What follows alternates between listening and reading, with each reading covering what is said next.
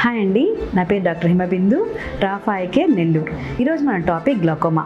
Glaucoma మీకు అంధత్వాన్ని కలిగించవచ్చు. Yes, మీరు వినింది నిజమే.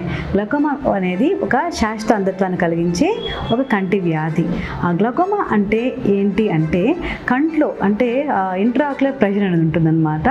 అది పెరిగిపోవడం వల్ల ఆప్టిక్ నర్వ్ దెబ్బతిని చూపు కోల్పోయే స్థితిని గ్లౌకోమా అంటారనమాట. చూపు కోల్పోయే స్థితి ఉంటుందన్నమాట. సో ఎవరు దీని బారిన ఎక్కువ పడతారు అంటే లేకపోతే ఎవరు దీని గురించి ఎక్కువ కేర్ఫుల్గా ఉండాలి అంటే ఫ్యామిలీ హిస్టరీ ఉన్నవాళ్ళు, అంటే కుటుంబంలో ఎవరికైనా గ్లౌకోమా ఉంది అనుకోండి, వాళ్ళు 40 years పైబడిన వాళ్ళు, డయాబెటిక్ పేషెంట్స్, దీర్ఘకాలికంగా ఎవరైతే స్టెరాయిడ్స్ వాడి ఉంటారో వాళ్ళు, కంటికి ఏమన్నా దెబ్బ తగిలి ఉంటుందో వాళ్ళు దీని గురించి కొంచెం జాగ్రత్తగా చెకప్ చేయించుకోవాల్సి వస్తుంది అనమాట.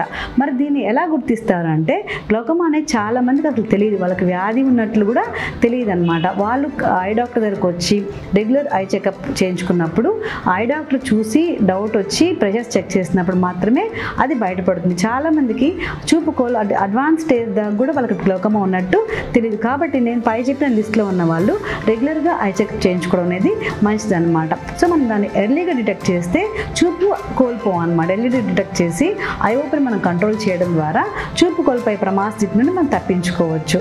సో ఎట్లా దీన్ని ట్రీట్ చేస్తారు అంటే స్టార్టింగ్ డేస్లో డ్రాప్స్ ద్వారా మాత్రమే గ్లౌకోమా ట్రీట్ చేయవచ్చు. ఒక డ్రాప్ లేదా 2 types ఆఫ్ డ్రాప్స్ లేదా 3 types ఆఫ్ డ్రాప్స్ కూడా పెడతాం అనమాట. ఈ డ్రాప్స్ ద్వారా కూడా ప్రెషర్ కంట్రోల్ కాని పక్షంలో అప్పుడు మనం సర్జరీస్ చేస్తాం. సర్జరీ చేసి ప్రెషర్ని తగ్గిస్తాం అనమాట. కాబట్టి ఈరోజే గ్లౌకోమా చెకప్ చేయించుకోండి, మీ కంటి చూపుని కాపాడుకోండి. Thank you.